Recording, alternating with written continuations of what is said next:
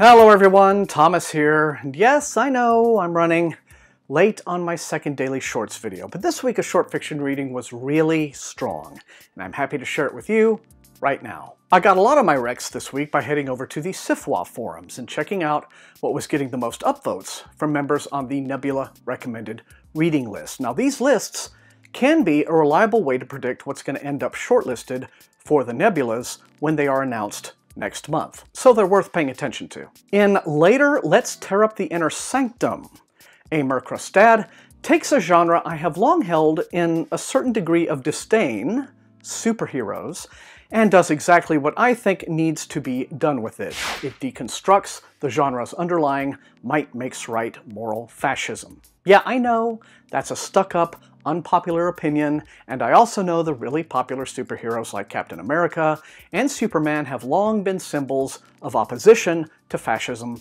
and champions of social justice. But in Rustad's story, we have a world in which superheroes exist, and super teams are media darlings, like any rock band or sports franchise, even though their massive fights with supervillains result in widespread urban destruction and civilian death. Icesickle is a new recruit into the A-list super team the Excaliburs, waging endless battles against their nemesis, Sin Master. But she knows a little secret most people don't.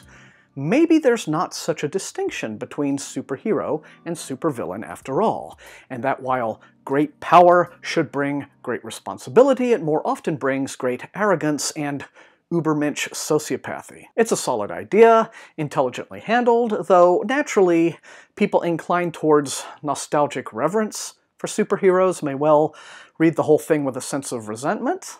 But if it has a flaw, it's that for being a novelette, it just tries to pack in way too many characters and backstory and surprise plot twists, leaving more than a few loose ends. But I was pretty impressed with the attempt. Linda Nagata is, in my view, an underappreciated talent in science fiction, but her story, The Martian Obelisk, is a gentle elegy for the human race that deserves to gain her a wider audience. She pulls off an impressive high-wire act with this one, establishing a pessimistic future scenario, and then using it as a platform for a message of optimism and hope that avoids being maudlin and sentimental. It's about Susanna Lee Langford, an 80-year-old artist living in a near future plagued by irreversible climate change, risen sea levels, war, disease, and famine. I mean, we're basically fucked. Several attempts to colonize Mars have failed, and with the backing of a wealthy friend, Susanna has been remotely constructing a massive obelisk on Mars using building materials set aside for those failed colonies as a final monument to humanity, something to commemorate us for 100,000 years after we're presumably extinct.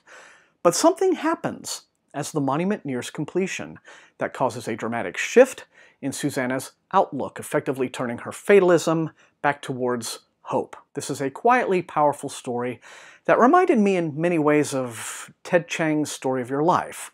I'll be adding it to my Hugo ballot. Elizabeth Bear kicks off the issue with She Still Loves the Dragon, a fantasy about a woman fighter who falls in love with the dragon she's been pursuing, even though she knows its nature will never allow it to love her in return. I get that this is meant to be metaphorical, perhaps an attempt to examine the concept of toxic relationships in general. I mean, I know we've all had that friend who just can't seem to quit an abusive partner. Maybe some of you have been that person.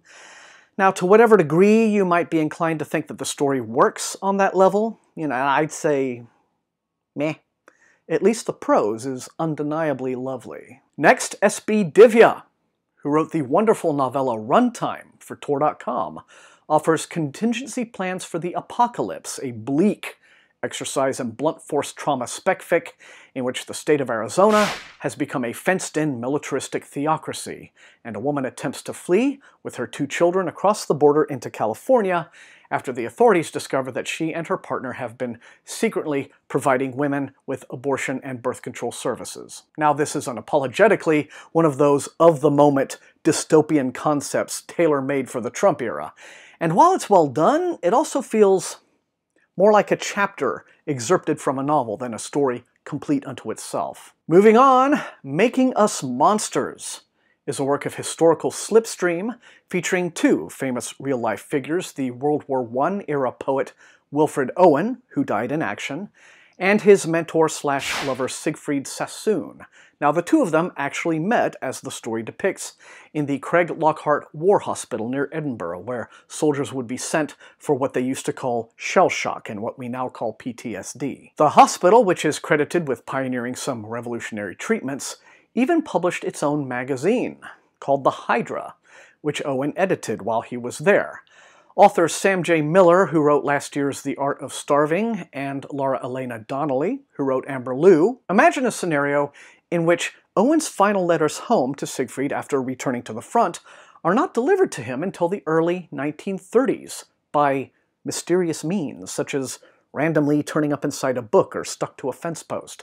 So for Owen's final days, both he and Siegfried assumed they'd both abandoned one another. The story, which shifts between Owen's letters and Siegfried's diary entries, is essentially all about Siegfried's long journey towards acceptance of himself, set against the hypocrisy of a society that would demonize gay men as monsters while engaging in the brutality of mechanized warfare. I mean, who are the real monsters, and how are they made, after all?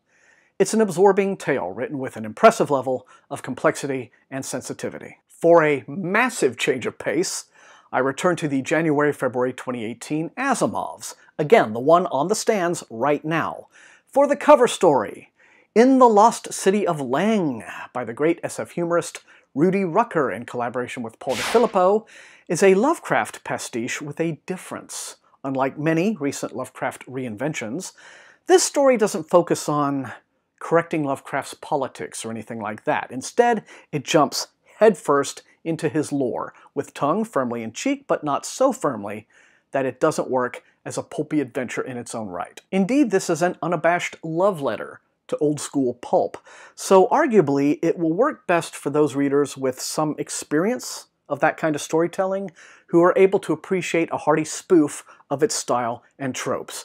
The authors don't actually attempt to mimic Lovecraft's own style. Instead, they write in the breathless, melodramatic, pacey style of the old men's adventure pulps that circulated in the 1930s.